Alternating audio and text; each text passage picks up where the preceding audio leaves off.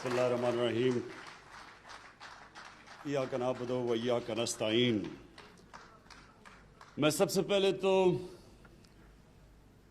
Chief minister Punjab Usman Buzdar, मैं आपको आज सबके सामने ख़ास मुबारक देना चाहता हूँ।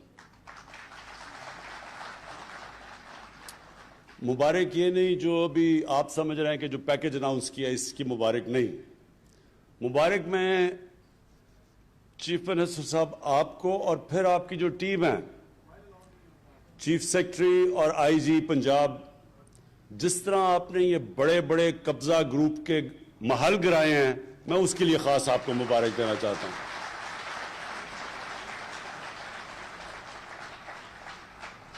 ये जो कब्जा ग्रुप,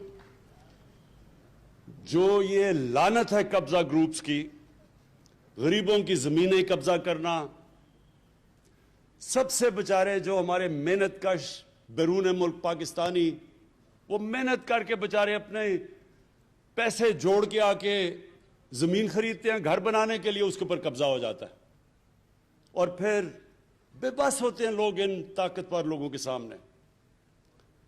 तो जिस तरह मैंने बड़ा महल गिरते देखा, सबसे बड़ा लाहौर का कब्जा ग्रुप जिसकी पुश्त पे पिछड़ा वजीर आजम और उसकी फैमिली खड़ी थी, जो उनके होते हुए जमीन कब्जा हो रही थी, बल्कि उन्होंने उसको तहफ़्फ़ुज़ दिया।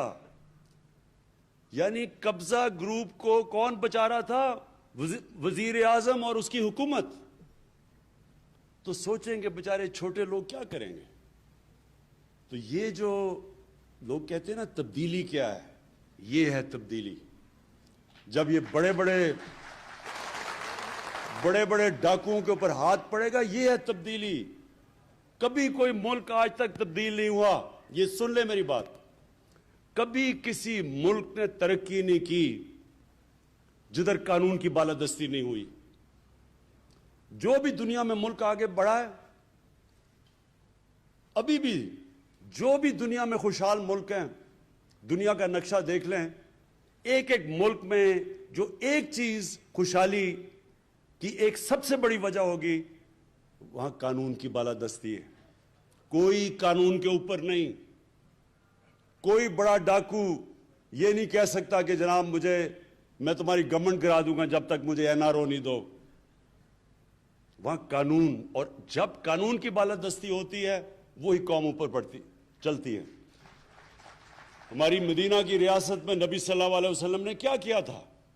इंसाफ कायम किया था। इंसाफ बुनियाद होती है खुशहाली की। तो चीफ मिनिस्टर साहब, मैंने तो ये खास कहना था कि लोग समझते हैं कि जी देखें बड़ा शर्मीला सा चीफ मिनिस्टर है, कोई ज्यादा तकरीरें नहीं करता, शहबाज शरीफ की तरह अरबों रुपया अपने इश्तिहारों पे अपने ऊपर नहीं खर्च करता, बड़े बड़े 40-40 गाड़ियों के कॉन्वॉय में नहीं फिरता। लेकिन ये असल काम है करने का। और आज साहिवाल में मुझे खास तौर पे खुशी है कि हमने ये जो प्रोग्राम शुरू किया, ये चीफ मिनिस्टर साहब और हमने डिस्कस किया कि हम अब डिवीज़न बाय डिवीज़न जाएंगे और जो इलाके पीछे रह गए हैं, बारी बारी हमने एक इलाके को उठाना है और पूरी तरह, यानी उसकी हर तरह उस इलाके में तरक्की कैसे हम करवा सकते हैं। तो आज एक पूरा पैकेज लेके आए हैं हम अपने साथ।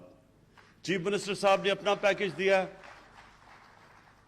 और इसमें बड़ी ज़बरदस्त चीज़ें जो पहली दफ़ा साहिवाल में हुई। देखें, आम आदमी, सबसे ज़्यादा आम आदमी की ज़रूरियात क्या होती है? सबसे इम्पॉर्टेंट चीज़ है आम आदमी को कि अगर उसके घर में बीमारी हो और उसके पास पैसा ना हो तो वो अस्पताल में जाके अपना इलाज करवा सके। जो सही तरह मुझे लगता है समझ नहीं आई, क्योंकि मैंने इतनी इस छोटे से ग्रुप में ताली बजते नहीं देखा। अभी मैं बताऊं कि किस चीज पे बजनी चाहिए थी। फैसला ये हुआ है कि साहिवाल में सारे लोगों को हेल्थ इंश्योरेंस मिलेगी 7.5 लाख की।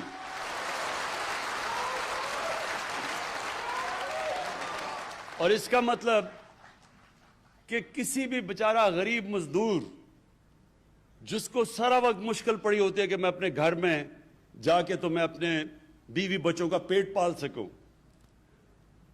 اور جب اس کے گھر میں بیماری ہوتی ہے اور پھر وہ سوچتا ہے کہ میں اب اپنے گھر میں بچوں کو کھانا کھلاؤں یا میں جا کے علاج کرواؤں، یہ میں آپ کو یقین دلا رہا ہوں کہ یہ جب کسی بھی گھر میں یہ جب مسئلہ آتا ہے وہ گھر اپنا سب سے مشکل وقت سے گزرتا ہے۔ دنیا کی ریسرچ شو کرتی ہے کہ جو گھرانے غربت کی لکیر سے اوپر بھی ہوتے ہیں، بیماری کی وجہ سے وہ غربت کی لکیر کے نیچے چلے جاتے ہیں۔ اور یہ شوکت خانم کینسر ہاسپٹل بنانے کی وجہ یہ تھی کہ کینسر کا علاج سب سے مہنگا ہے، تو تب میں نے سوچا کہ میں صاحب حیثیت تھا، مجھے اتنی مشکل پڑی اپنی والدہ کا علاج کروانے کے لیے، تو وہ جو بیچارے غریب گھرانوں میں گھر میں وہاں جب کینسر ہوتی ہے تو اس گھر کے اوپر کیا گزرتی ہے، کیونکہ کینسر کا تو بہت مہنگا علاج ہے۔ تو یہ جو ہیلتھ کارڈ شروع ہوا ہے ساہیوال سے، اور ڈی جی خان سب سے پنجاب کا غریب علاقہ ہے، ادھر سے شروع ہوا ہے تاکہ ان کو پہلے ہیلتھ انشورنس ملے، اور انشاءاللہ دسمبر تک سارے پنجاب کے لوگوں کے پاس ہیلتھ انشورنس آ جائے گی۔ تو یہ آپ کو پتا ہونا چاہیے کہ یہ امیر ملکوں میں، ڈیولپڈ نیشنز کے اندر بھی یونیورسل ہیلتھ کوریج نہیں ہوتی۔ یہ اللہ کی بہت بڑی نعمت ہے، اور میرا یہ ایمان ہے کہ جو ہمارا ملک بنا تھا اسلامی فلاحی ریاست، وہ اس ویژن کی طرف اب جا رہا ہے کہ عام آدمی کا سب سے پہلے علاج، اس کے بعد تعلیم۔ اب پورا زور دینا تعلیم کے اوپر ہم نے، اور تعلیم سی ایم صاحب اس کے اوپر ہم نے خاص توجہ دینی ہے کہ جو عام آدمی سرکاری اسکولوں میں جس طرح کی تعلیم مل رہی ہے اس کو کیسے اپ گریڈ کرنا ہے۔ ہم نے فیصلہ کر لیا کہ ہم ایک کورس سلیبس پاکستان میں لے کے آئیں گے۔ یہ اپریل میں جو فیڈرل گورنمنٹ اور ہم نے اپنے دو جو صوبے جدھر ہماری گورنمنٹ ہے، اور اب تیسرا گلگت بلتستان، ہماری پوری کوشش ہوگی کہ ایک کورس سلیبس سب کے لیے ہو، یعنی انگلش، یہ نہیں کہ انگلش میڈیم، اردو میڈیم، دینی مدرسے، ایک ہی ملک میں 3 سلیبس چل رہے ہیں، 3 کلچر چل رہے ہیں ایک ہی ملک میں، تو انشاءاللہ ایک ہی سلیبس، کورس سلیبس سارے ملک میں اپریل سے شروع ہوگا۔ اس سے سب سے فائدہ ہوگا غریب گھرانے کے بچوں کو، اسکول کے بچوں کو اوپر آنے کے لیے ان کو موقع ملے گا۔ ابھی یہ موقع ہی نہیں مل سکتا کیونکہ ان کو وہ تعلیم ملتی ہے کہ وہ اوپر ہی نہیں آ سکتے، تو یہ دوسری ہماری کوشش ہے۔ اور یہ جو ثانیہ نشتر نے احساس پروگرام کی آپ کو جو